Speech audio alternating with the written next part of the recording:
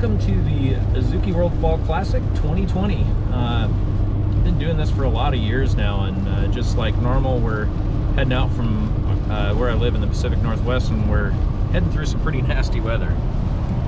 I'm on I-5 right now, just a little bit south of Portland, and it's raining pretty hard here. Now you'll notice I'm in a different vehicle than normal. I sold my Sidekick earlier this year, so had a lot of years in that thing, really liked it, but I just wasn't using it enough to justify keeping it. So I've got this Nissan Frontier. It's a 2019, and I've got several videos that detail the build that I did on this vehicle. So got Luke driving this year. This will probably be his last year on the trip because he'll be in college next year, or in Finland, one or the other. We just don't know yet. Well, the route we're taking is one of my favorite drives through the state of Oregon, Highway 22 that goes through the Detroit Lake area and over to Sisters.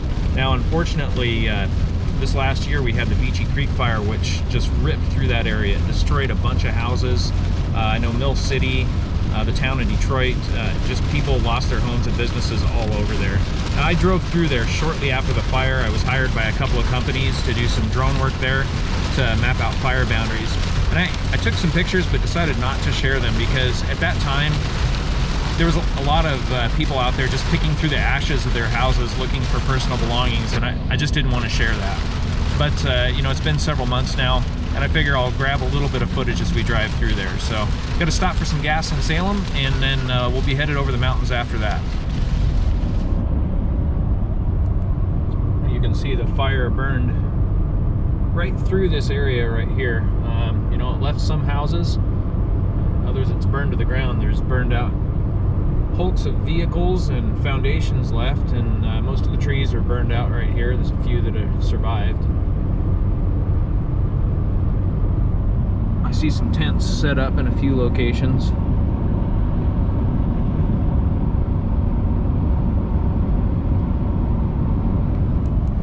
This fire happened this summer during an east wind event, and it was pretty severe. I mean, a lot of the people didn't even have warnings. It started, and the next thing they knew, they were evacuating because the flames were right at their doorsteps instead of an advance warning.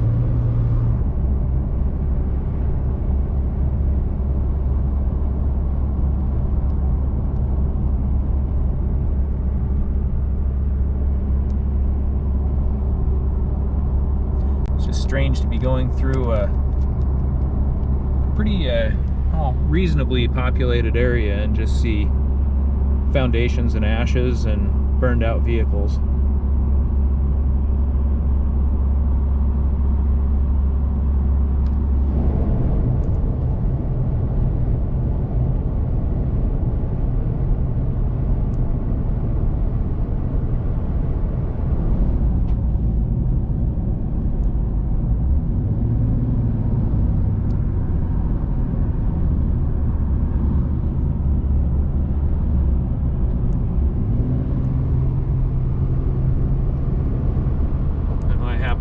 Already know that the corner gas store here didn't make it. That's kind of disappointing. My wife and I actually ate lunch and had milkshakes here about a week before the fire. We've got a lot of buildings in Detroit that didn't survive either. Temporary tower, temporary Verizon tower there. We got a fire truck burned down there.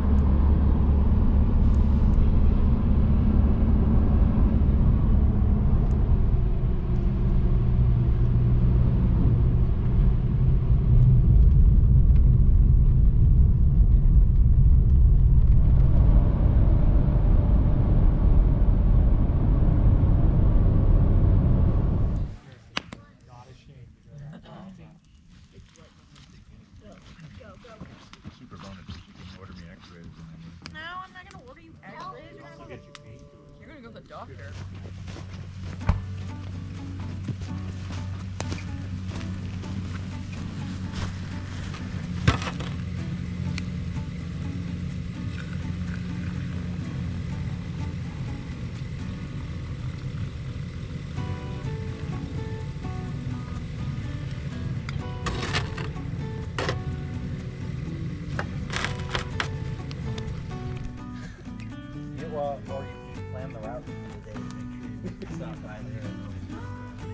the farm out there, that was like Saturday morning.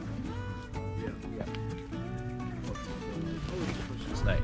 Not sure how cold it got, but a couple hours after the sun came up, someone turned on their vehicle and temperature was saying 14. So pretty sure we got down into single digits last night, but it was a dry cold, so not too difficult to stay warm. Our first stop for the day was a visit to Hole in the Ground. The appropriately named geographic feature is just what you'd think. It's a big hole in the ground. It's around 1 mile across and 500 feet deep. It was formed when hot lava came into contact with groundwater, causing a large explosion. The ground settled into the resulting void and left us this neat feature to explore.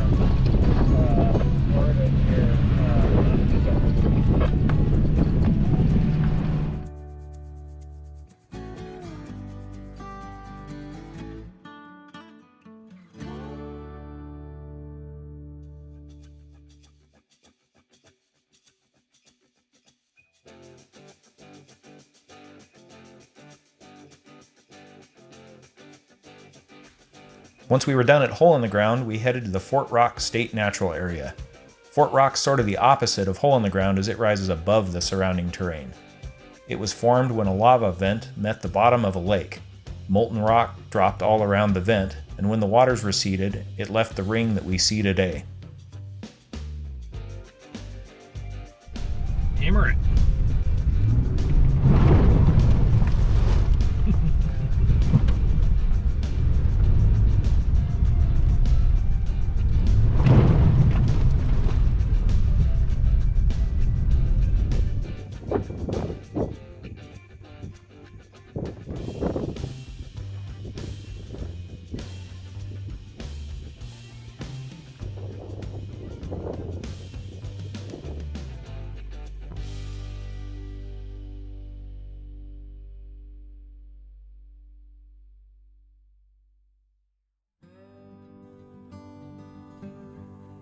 Once we were all done hiking at Fort Rock, we headed back to camp. Now, we've been coming to this location for 18 years, and during that time we've jokingly referred to it as Camp Morningwood. So I decided it was high time that I immortalize that name. I fired up the CNC table and made a few signs. This year, Eric and I both got ordained in an effort to make our little get-together legal, since we were doing it in the midst of a COVID lockdown. So I made a few signs to honor that as well.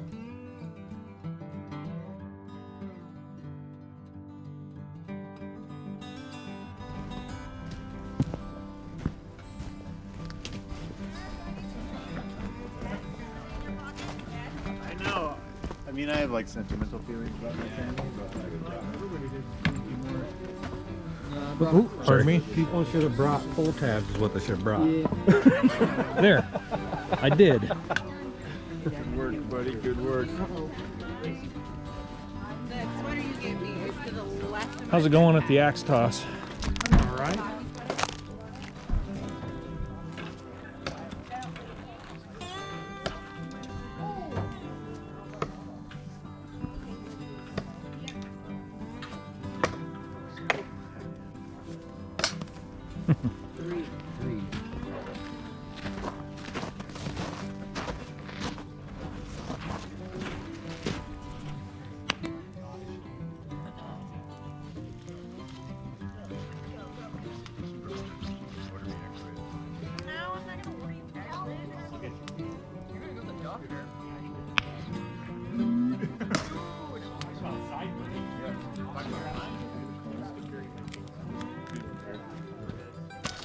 Ooh, nice throw.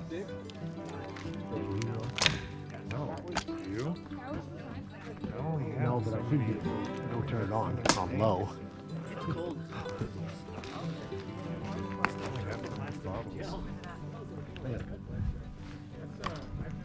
Nice throw.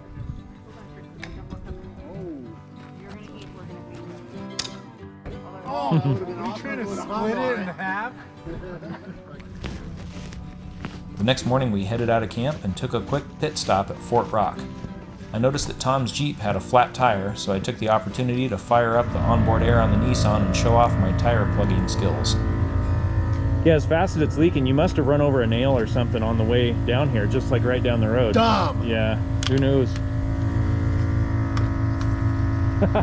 Boy, it's It's ripping out of there, huh? Right?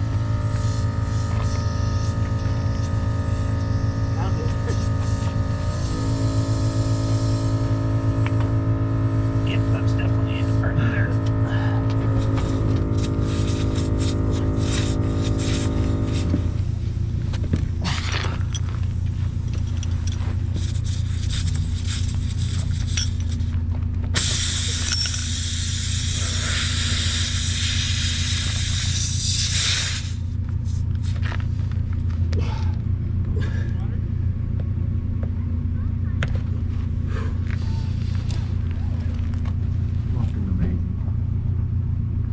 Yeah, I don't hear her hissing now. I think we got it. What do you want? What pressure you want in your tire? Well, I was running 18 on the rest of them. My guess is we got it, so we can bring her back down to 18 if you want. Once the tire repair was complete, we headed to Christmas Valley to top off our fuel tanks and then to Crack in the Ground. Crack in the Ground's another aptly named geologic feature. It's a 2-mile long volcanic fissure in the ground with a hiking trail right down the center.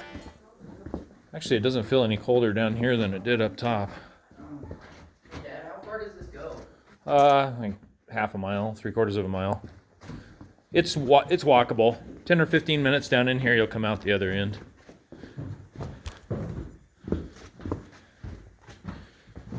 Let's just savor the experience.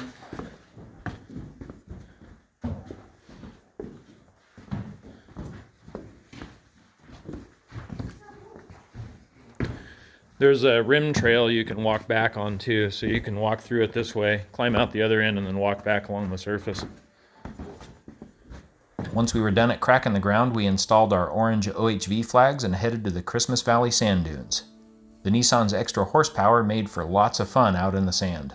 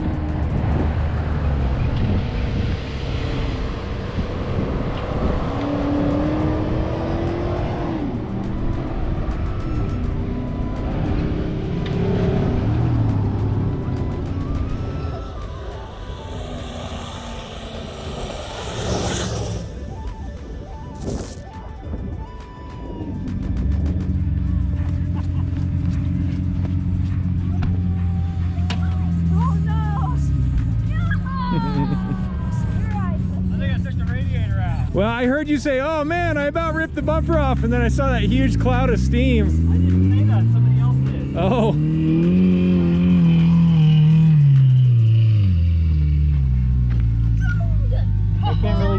I can't really picture what just happened. Oh, you're about to The radiator's like super well protected. I don't really understand what just happened. I guess we'll see here in a minute. But when it hit, it just went like splattered my whole windshield. Hi, David! So we came out here. I had my white truck on that. It's like little. Very, very Little dude. like Little tiny bit. Is there enough of that nipple sticking off to get the hose on? Is that the deal? There was enough left over. Yeah, we took the QD off of there and then just like broke off the little clip from the QD. And Okay, I gotcha. there's There, no didn't- barb. I gotcha. There was a quick connect on there. Okay, Yeah, and so we just that's what broke was the quick connect. okay.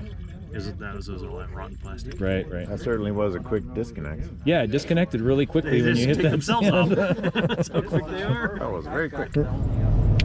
And just like that, the Fall Classic was over. All the vehicles made it home, no one got tomahawked in camp, and we all had a great time.